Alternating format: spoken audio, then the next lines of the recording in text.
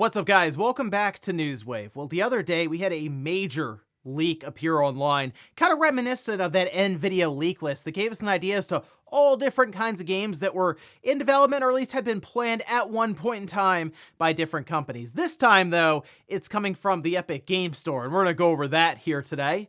Also, we are going to be talking about PlayStation Plus Premium and Extra, as we have new games for June that does include another PlayStation 2 game, and with Sony's release coming up that will be on the Switch, we may have had a bit more clarification as to whose idea it was, Sony or Lego. So if you guys enjoy these videos, make sure you hit that like button, helps out a ton. And if new here to the Spawn Wave channel, make sure you subscribe down below. And of course, members for the channel do get Newswave early. If you'd like to learn more about that and support the channel further, you can click the join button down below this video. And we're going to start today with Astro. It is coming out in September, so we're just a couple of months away from it releasing, which is exciting stuff. And I really would like to get a chance to play this game sooner rather than later, since it looks awesome. And in fact, it appears some were able to preview the game over the weekend and had that opportunity. And for the most part, everyone was very happy with what they played. You can see Jason Schreier here. It says, "It feels like a 3D Mario game full of secrets and unique mechanics."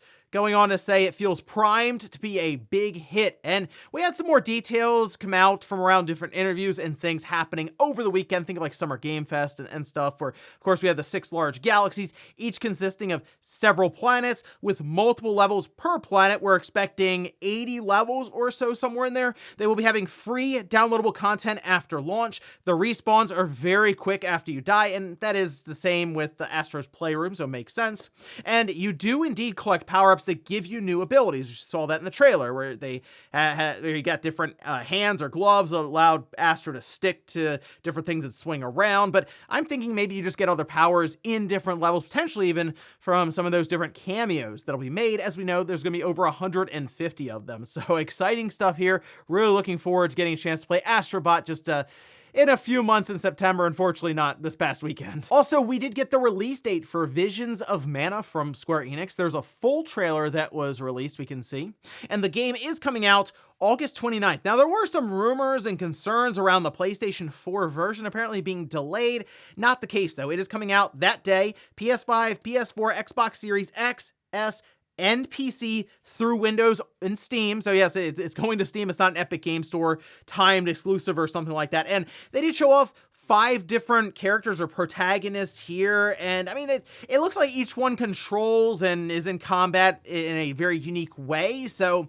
I'm sure there'll be people that prefer some over others. I mean, there's some mains in there that they want to play as for the most part. But I do like what I'm seeing here, specifically though with the art style. I think it is a very vibrant looking game, which is awesome, and it should do really well on a nice OLED display, and it has kind of that bright nature to, in this case, a Mana game, Visions of Mana. So I'm looking forward to playing this one as well. And now we're starting to see that August and September time frame fill up with different releases. I think we're still going to have a very, very busy and packed holiday season coming up here. Oh, and do you remember how we talked about that Capcom survey just a few months ago that asked fans, hey, what sequels would you like to see for different franchises? And they proposed many, which included Dino Crisis, and people got really excited seeing that. Well, we have some results we can take a look to see here. This is in the screenshot that was posted up by Time Extension. But yes, Dino Crisis received over 80,000 of the roughly 250,000 votes. And that is the #1 vote getter for a sequel for the series.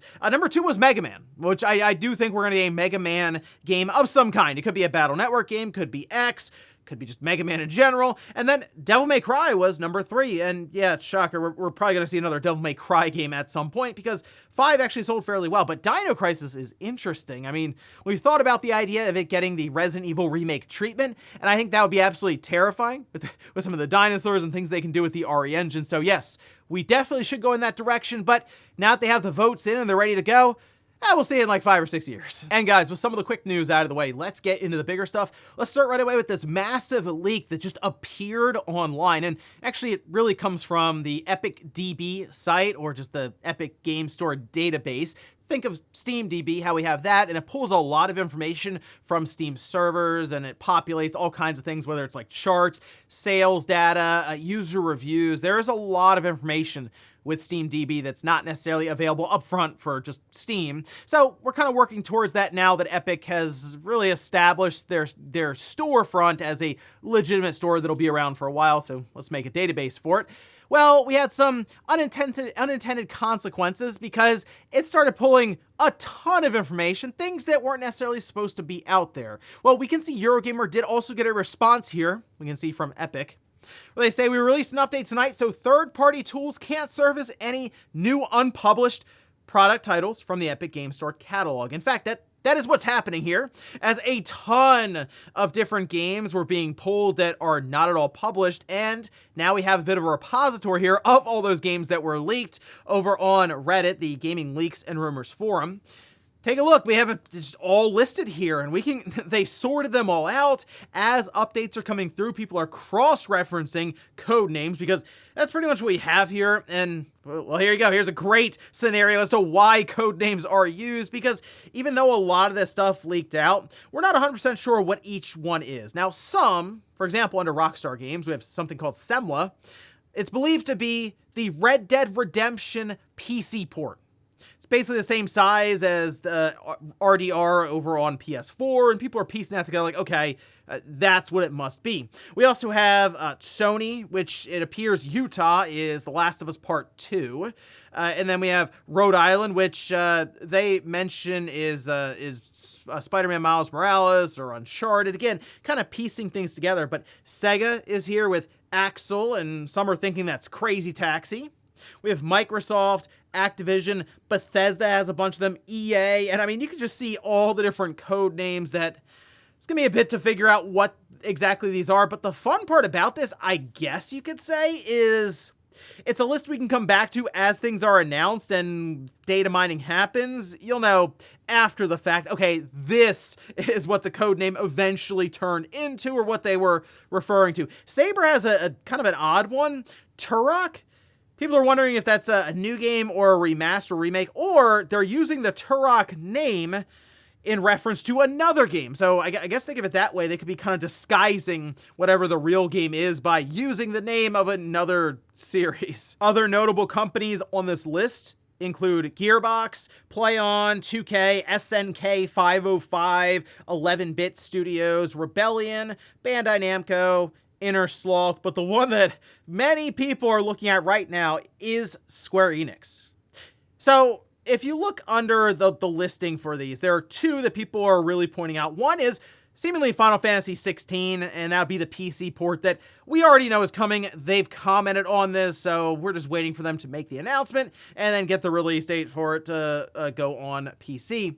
But the other one is Momo, and this seems to be Final Fantasy 9. It even has DLC pre-orders, which, yeah, it's Square, sure, we're gonna have DLC for it. But anyway, DLC pre-orders that are related to Final Fantasy 9. And we know that there is, or at least it's rumored, that there is some sort of Final Fantasy 9 remaster/remake that's in the works, but it's sort of been then brought in-house and it's been delayed further because of that. Maybe a changing of developers internally for that game. And the fact that we see it here just in the Epic Game Store, Epic DB, yeah, it seems like something that they are planning for release maybe in the near future. So it's certainly something to keep an eye on there, obviously, with DLC being attached for pre-orders. Hey, AAA Gaming, what can you do? But it's an interesting list to keep an eye on here as we go along, just see what gets checked off here, because that's exactly what was happening with that Nvidia leak list. People didn't believe it, and then things came true, and things came true, and things came true, and now it's pretty much a list that is just about locked in completely. So definitely keep an eye on this one. I'll leave a link down below in the sources if you'd like to look through some of the code names here and try to piece them together for yourself. Next up, let's talk about PlayStation Plus Extra and Premium tiers. Of course, these are all games that go in separate from the Essential tier. But it was interesting to go through this because while we already had some PS2 games go into the service this month, it appears there's one more going in, and then there is an absolute classic of a PlayStation portable game going in. So let's start at the top here. We can see this over on PlayStation Blog. These games will become available June 18th, and we'll start with the Extra tier, as well as Premium, of course. Monster Hunter Rise. That's a good addition to the service. If you have not played it, or if you've never played a Monster Hunter game, this is a fun one to start with and just see what it's all about. So definitely recommend that. Football Manager 2024. Unfortunately, I don't play any of the Football Manager games, so I can't really comment much on it. Then we have Crusader Kings 3. Monster Energy Supercross, the official video game 6. Then we have After Us, Anno 1800, Police Simulator Patrol Officers, Far Cry 4, they mention here that is a PlayStation Plus re-release as it's been taken away and now brought back. We have Lego The Hobbit, Lego The Incredibles, and now we move up to the PlayStation Plus Premium, which now we know does include PSVR 2 titles. This is good, obviously, just to add some kind of value for people who have this headset. You can try out games like Kayak VR Mirage, and I actually had picked this game up when the VR headset first came out and tried it, and look, visually speaking, this is definitely one that just kind of shows that off specifically. I mean, it's a cool concept. You're in a kayak in the middle of like the Arctic, and you're just kind of paddling around, and yes, you do actually paddle around with the PlayStation VR controllers, and it is more or less just something that shows off scenery and gives you that sort of depth, that feeling of depth in the middle, in this case, of just like a large body of water. And the only thing I didn't like too much about it is I saw like a sunken ship way off in the distance. My thought was, okay, let's paddle over there and get a closer look. But it walled me off from getting there. I mean, I was still pretty far out, and it would just send me back. So that's the only unfortunate part. But hey, here it is now in PlayStation Plus Premium. I'd say it's worth a download if you haven't tried it out yet and you have the VR headset. Moving up, we have Lego Star Wars 2, the original trilogy that, as they say, originally released on the PSP. Then we have a PS2 title, Ghost Hunter. I looked this up because I was not aware of this title. It's actually one of the more expensive ones, technically, on the PS2 if you want to buy it secondhand. So that's a good addition there, and one that I think many people are not aware of. We have a classic title, Daxter. This was on the PSP, and I remember getting this with my silver PSP 2000. Let me know anyone out there who also got that same bundle where you got Daxter. I think there was a UMD movie in there too, but a really, really awesome, kind of like a third-person platformer style game, and I definitely recommend checking that one out. And I'm curious how it'll look, where it'll get kind of the up-rendering treatment and smooth it out some, and obviously the frame rate will be better. But not a bad overall selection of games being added into PlayStation Plus Extra and Premium, especially with the surprise PS2 game that I might be interested in checking out. So let me know what you think of the different games going in here. Next up, let's talk about Sony's big Switch title that they're releasing from PlayStation Studios with, I mean, Guerilla's working on this thing, and that has been a point of contention and debate. Is this Sony's idea for putting it on the Switch, or did LEGO force them to do it? Well, we may have a bit of an answer here, as well with Horizon, the LEGO Horizon game being played by press over the weekend alongside of Astro. Some interviews have happened, specifically with Guerilla, and we have VGC who appears to have at least shown some light on this whole situation. We can see this, though, posted up over on their website, and this was in an interview with James Windler, who's a narrative director at Guerilla, when asked specifically about the Switch version and that release, because, yeah, that made a lot of headlines. Obviously, Sony is releasing a first-party IP-themed game. Sure, it's LEGO, but it's going on the Switch. It's weird. He says, it was just a really unique opportunity for us. It was a natural fit for the ambitions that we had.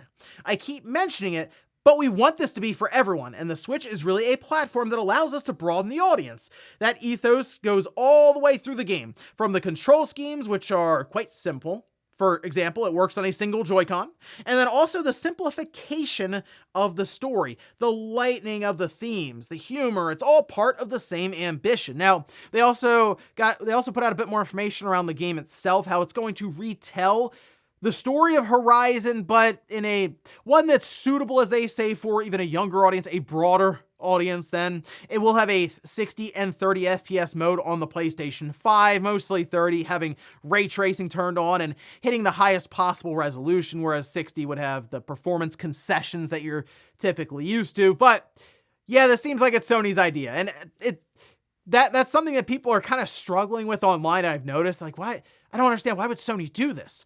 They do have a whole section with investors that they've described as experimental games. This is an experimental game.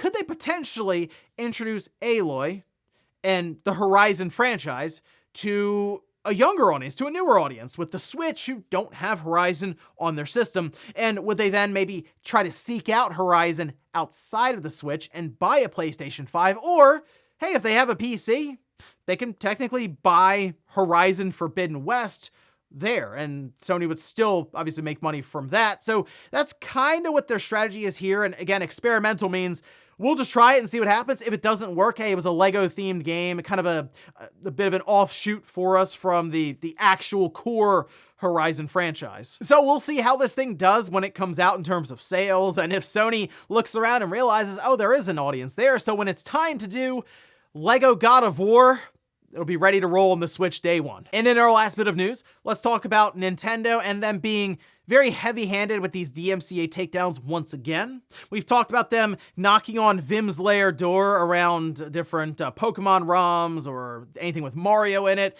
and now we're seeing them go a bit further again with mods. Now, we can see this posted over on Nintendo Life, where they say Nintendo has seemingly issued multiple DMCA takedowns against mods hosted on the community site Game Banana. This appears to be more than 60 separate DMCA takedowns targeting things like randomizers for Tears of the Kingdom, custom maps.